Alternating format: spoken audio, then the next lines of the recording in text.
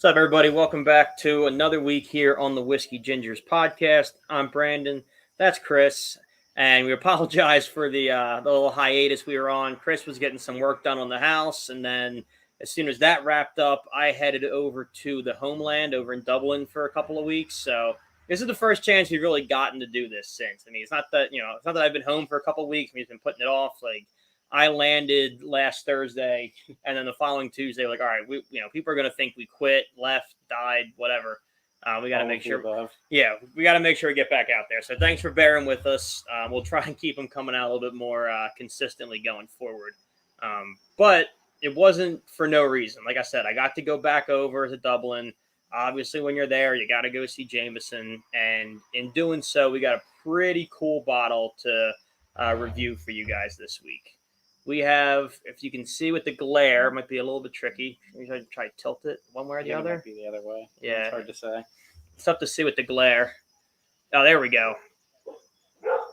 We got the Whiskey Gingers edition Jameson whiskey. A couple of dogs barking inside. No worries there. So, yeah, I did the distillery tour. It's my second time doing it. The first time I was in college, kind of broke, just, traveling by seat of my pants, so I couldn't afford it. But this time when I went back, I was like, you know what? We have a whiskey podcast now. They're still personalizing them. How cool would it be to get a Whiskey Gingers Jameson bottle? Because no matter, how many things we try, how many different bourbons and whiskeys, all roads kind of lead back to JMO in a sense. So now we have our own, and this will be kind of a conversation piece for forever and ever. Plus, the distillery edition is I believe the strongest Jameson that they make. You can't buy it here in the U.S. You have to get it at either the distillery in Cork or the distillery in Dublin. Let me see what the percentage on this is. It's our North Star. It is, yeah. All roads lead home to Jameson. No, it's only 40% ABV. One of these was supposed to be the strongest one they make. Apparently, it's not this one. It might be the Black Barrel edition. But either way, it's going to be very good. Yeah, it's definitely different than what we're used to. So, without further ado, this one's going to take a little bit longer to crack open. It looks darker than regular Jameson, I think. The one I had that I'd never had before, and I think they do sell. No, they don't sell in the States because they can't get the barrels for it. They do a Jameson sherry cask that is out of this world good. It's a little bit sweeter than regular JMO, but not gimmicky to the point, and I mean I say gimmicky lovingly because I actually really like this whiskey, but not gimmicky to the point of the orange JMO, where it just tastes like orange creamsicle more than whiskey. Usually it's me, but I'm gonna let you do the honors on this one because I brought her home. Because you brought her home. All right, so this time I gotta need to twist it. Oh, the seals, yeah. It's already broken. I didn't turn it, but if you turn it, it'll break that. Okay, let me bring this into frame here so we can really get a full sense of what we're doing here. Look at that beautiful cork sound. I might have cheated a tad. I pulled the cork out just about sideways because I really wanted that cork sound. That might have been one of the better cork pulls we've had. I would say. Let's see what we got here. Look at that. Beautiful. It definitely is darker than regular Jameson, that is for sure. Yeah. It looks good though. It does. Looks good. I had it. Look, we do this podcast and we're supposed to be experts in this stuff. Part of the tour at Jameson is a blind taste test. So they give you 3 half shots of Jameson and you kind of taste your way through it. So apparently I have had this. I couldn't tell you. I mean, if you have me do the same taste test again, I'm not sure I'd pick it out of a lineup, but none of them I didn't like. So yeah. I'm excited to try this one again. Cheers to you. Slanche, as they say.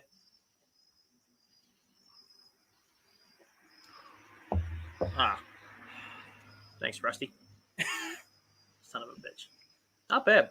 It's delicious. It's definitely, it's almost got more of a, it's still triple distilled Irish whiskey. It doesn't have as much of the sugariness of the classic Jameson, I don't think. Yeah. It's got a little bit more of an earthy, oaky kind of vibe to it. Mm-hmm. But I think I like it maybe a little bit more than the original even.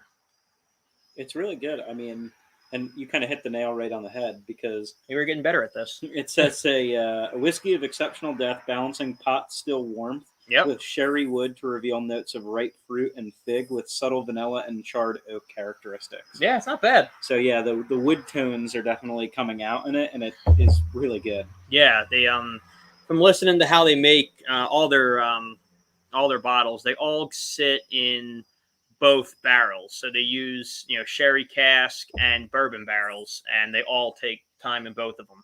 Isn't that so funny that like so many alcohols are distilled and aged in bourbon barrels? Like Yeah. Oh yeah. it seems to be such a thing. I guess you get that much flavor from these barrels. A lot of these barrels for bourbon are like charred and stuff anyway. So I think that's why really they do key. it. It's not necessarily that they have the flavor of bourbon in them, which they do. Yeah. And that like helps with the flavoring process, but it's also that they're all like for the most part charred up. Burnt. Yeah. We were talking a little bit while you're trying to pop that open about the sherry casks, and they make a Jameson sherry cask edition, which is delicious. But the reason they don't sell it in the States is that they can't get enough of these sherry casks to distill solely in those. That's why they have to kind of like cut it with the bourbon barrel, because it's so much easier to get your hands on. One thing that I definitely want to do if I ever find myself back in Ireland again is pick up a bottle of the Middleton. Yeah. Jameson. Yeah. It's pricey, but like you can't really get it here, and if you do, it's usually at auctions at liquor stores, and it'll sell for such a ridiculous amount higher than what you buy it for, because it's not that it's rare, it's just that like it's made rare. It's pretty rare here. Yeah, it's not rare in Ireland. No. I mean, you can get it there, but I think it's artificially rare is my point. Exactly. It kind of reminds me of something that's not artificially rare. I guess it could be. Yeah. Is Pappy Van Winkle. So like there's a Pappy Van Winkle is just prestigious. Well, so like there's a Pappy Van Winkle 23 year, I think it is. I was at a client's house that showed me his collection. That's some loot if he's got Pappy. And he had one of those. I mean, like the guy was very nice too. Showed me his collection. But the really cool part about it is he said he wanted an auction. A liquor auction, you kind of have to get them that way, because if you don't, you end up buying these things for like $3,000. Oh yeah. But it's funny, in the auction you can get it for like $200. So they're just like created. They're just made to be exclusive, exactly. Even though they're. It's very exclusive, but like the real purchase price of it is not expensive when you buy it through the auctions or like the lotteries. But when you buy it resale, which is basically one of the only ways to get your hands on it, it's super expensive.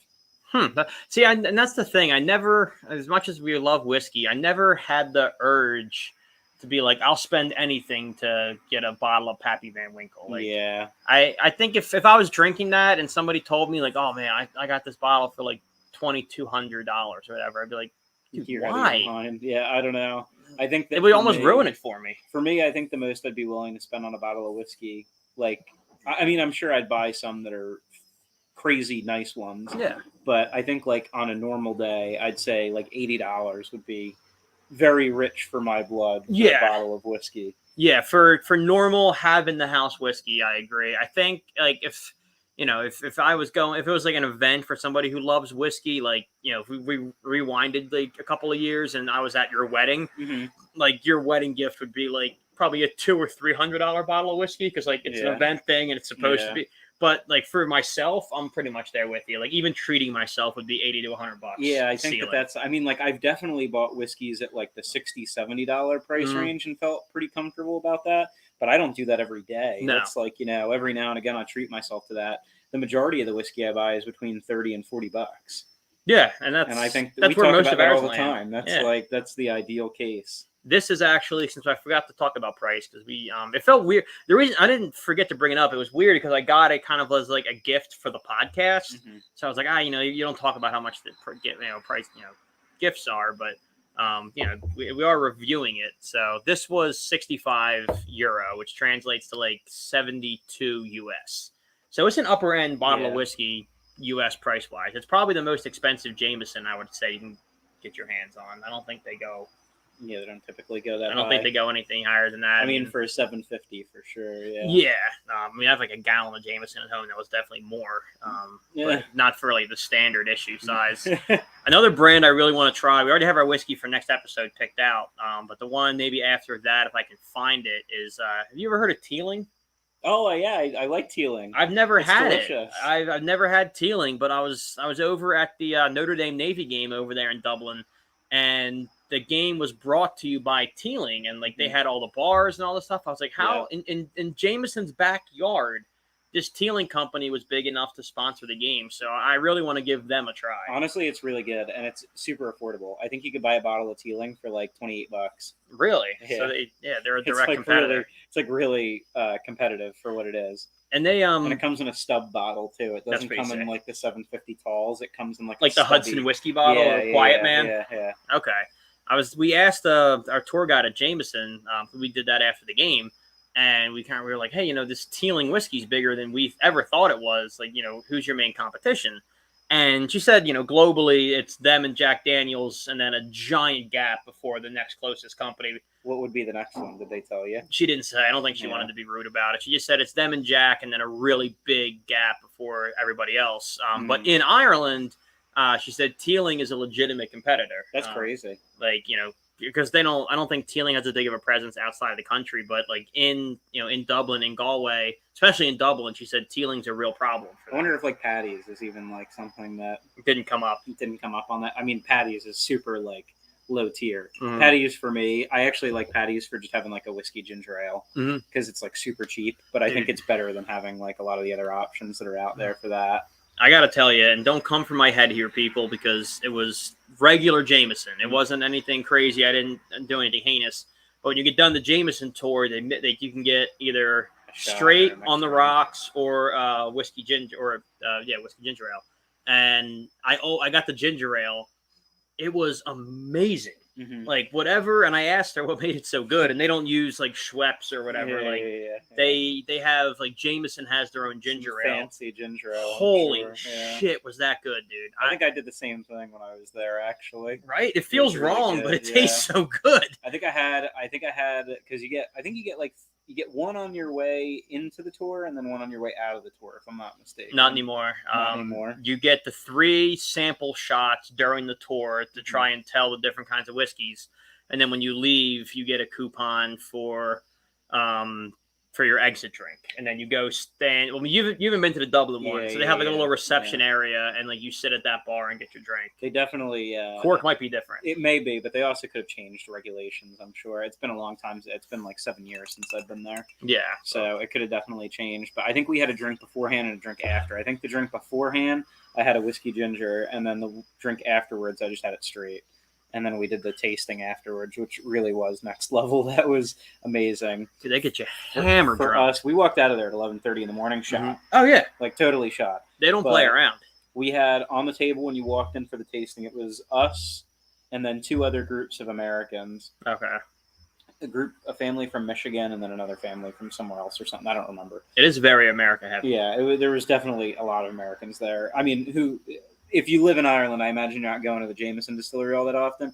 Sure, but there's still all of Europe. I say that, but I mean, we've been to the Yingling Brewery like a few times. So I've been 3 times personally, so I can't really. So I don't know. Maybe I'm wrong, but it was cool because we walked in, and they have this curator basically that goes over the whiskeys with you and tells you like what you're going to taste in each one, and like are they all Jameson? Them. They were no. Yeah, because that's how Dublin used to do it. They would give you Jim, Jack, and Jameson blindly, and you had to pick who was who. It was a little bit different. So one wasn't. So they had the regular Jameson on the table, and like when they put the glasses, let's say like this is your glass. I mean, like I have a little bit left in here from just sipping it, but I mean, like you would think they'd give you a shot. Literally, it was like half the glass was full of whiskey. It was insane, and you had 4 of those to go through while you were in the process. Has definitely since changed. Yeah, it was a lot. So they gave you regular Jameson, and then in ours it was Black Barrel, Redbreast. Black Barrel's fucking awesome. Yeah, Redbreast, which is amazing whiskey, delicious. Redbreast. I have to get Redbreast for you to try because it's so good. Correct me if I'm wrong. That's not Jameson Redbreast. I think it's like Middleton. I think it's spin-off. I don't think it is. I think it's like a partner company. Yeah. And then they had the Middleton Select, which is their like 18-year or older Middleton. That's that bottle's like $250. Okay. And you can only get it in Ireland easily. Okay. So they had one of those, and we were really funny because being Americans, the curator comes in, he goes through his whole spiel with us, and then he leaves, and he's like, "All right, whenever you guys are done, you can, head out." But he left all of the bottles of all of these whiskey on the table, kind of as like a help yourself kind of thing. Oh. We may have totally misinterpreted that, and we probably did.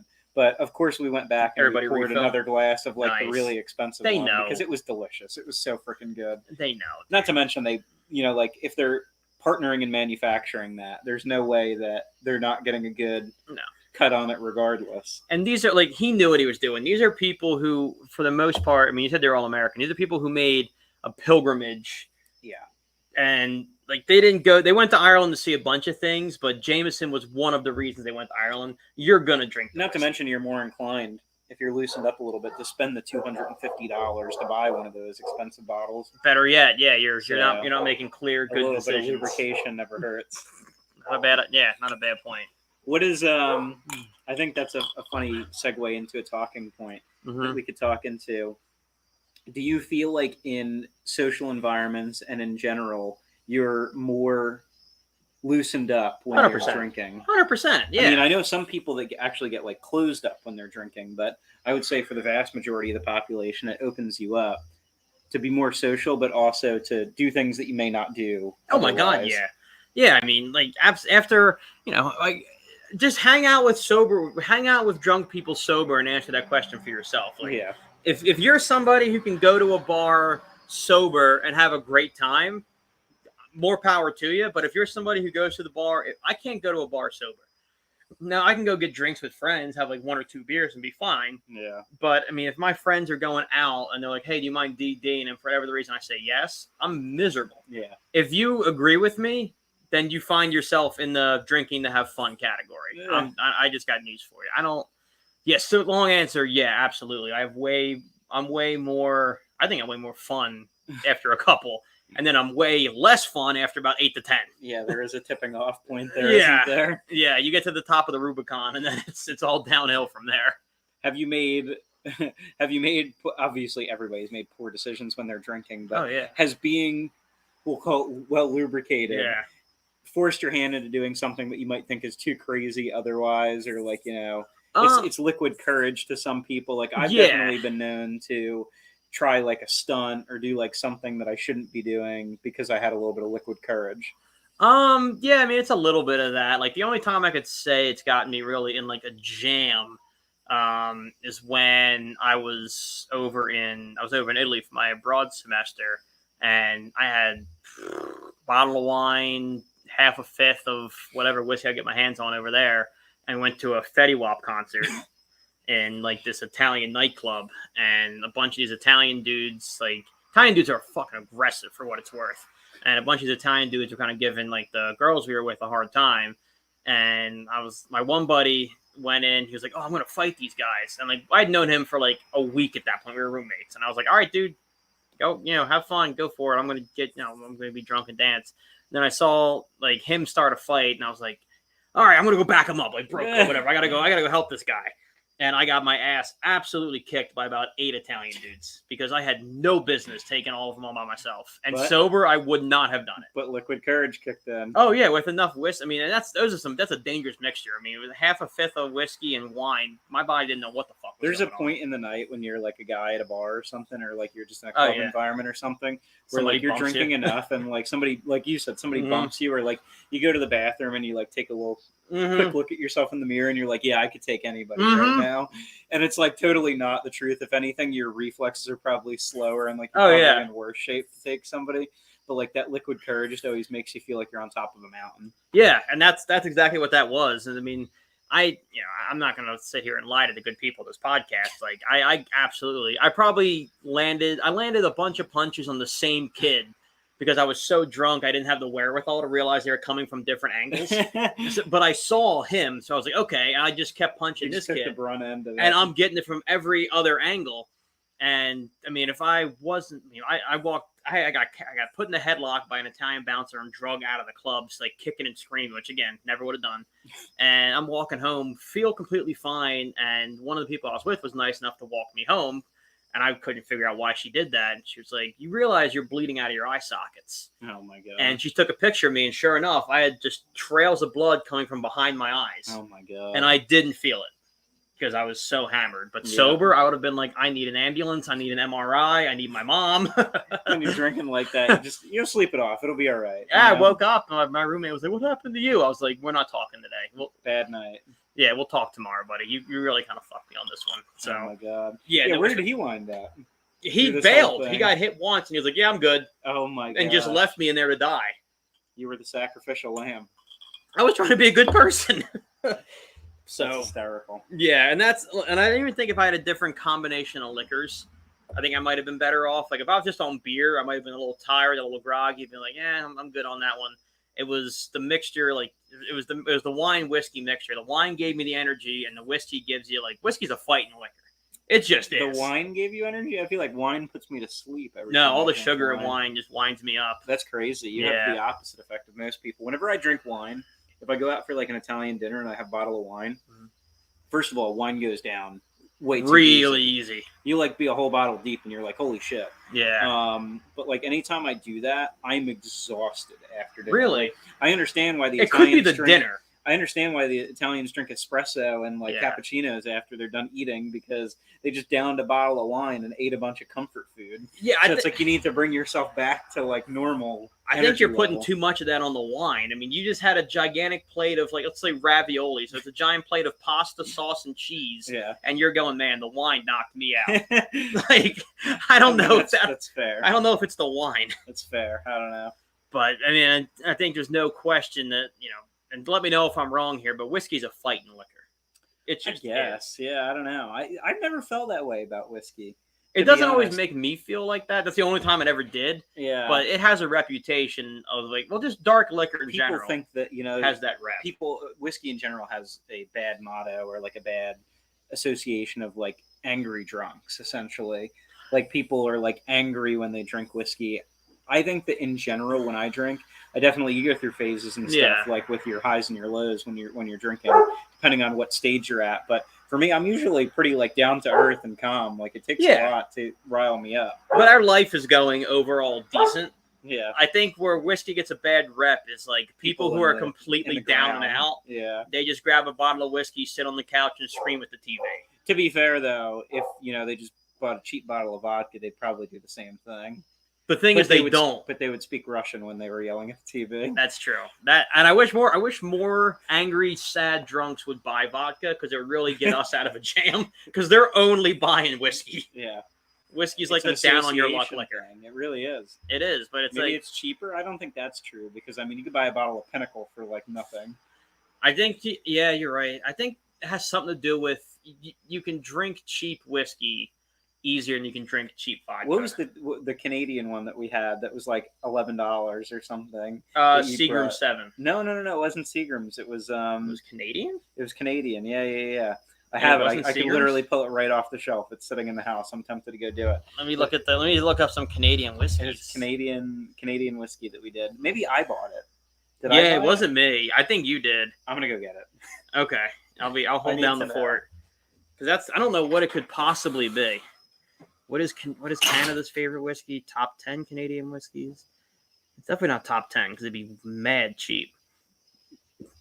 Let's see, maybe cheap Canadian whiskey. I don't remember this, but the only cheap Canadian whiskey I know of is Seagram's. So, and from the sounds of it, Chris is having a hard time finding this thing. Which was it? Windsor? Yep. Windsor? This was literally like peanuts. Let me see. Yeah, Windsor Canadian. I don't even remember doing that. It had to have been a little while ago. Should we, for retrospect, like We'll try it. try a little bit and see how it compares against what we just had? I'm in for a little bit. I mean, I'll That's just do a fun. taste test. I mean, it'll be fun to see because we clearly know that Jameson's going to be way better. It is. But I mean, we've always joked about doing a comparison episode, and I'm we not are doing a going to lot. do a best of at some point, but this will be just kind of fun in the moment. That's perfect. Yeah, I'm not doing a lot. I just want to taste test of it. All right. I just did a quick hit of the JMO, so that's like in there now. It's in the mouth. So Cheers. cheers. Hey.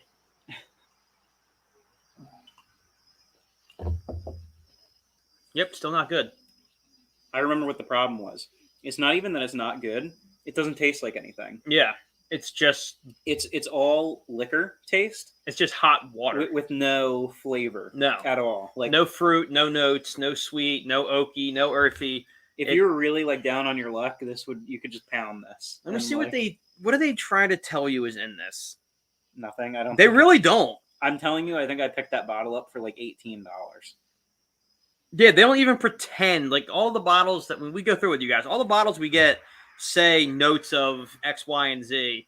This says a supremely smooth whiskey made in the water. This is so stupid the way this is fucking written. Sorry, guys. I'm not dyslexic, I swear.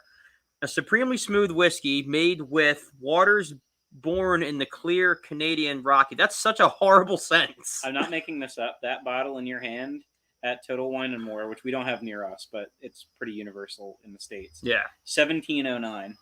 That's how much that bottle costs. That's cheap. I think there's probably cheaper whiskey. Can we do like a?